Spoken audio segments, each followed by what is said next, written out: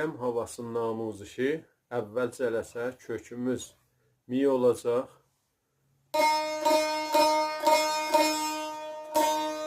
Yəni mi pərdəsini tutanda orta simin açığı ilə mi'nin səsi bir olacaq.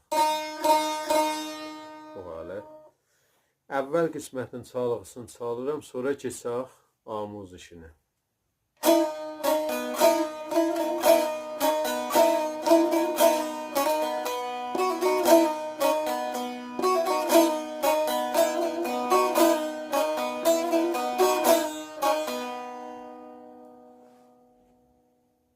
Bu çalğısı idi. Keçək indi əvvəl mizanımıza. Dilgəm gülün 8-ci dərsi müqəddəmatıda öyrəşdik. Dedik bu dilgəmi kamildir. Bir dənə fəqət rast mizraf vursaq olacaq yarım dilgəm. Fada vurub midən səs alırıq. Bu da yarım dilgəm. Hər moqə pəs dilgəm gülü dedik.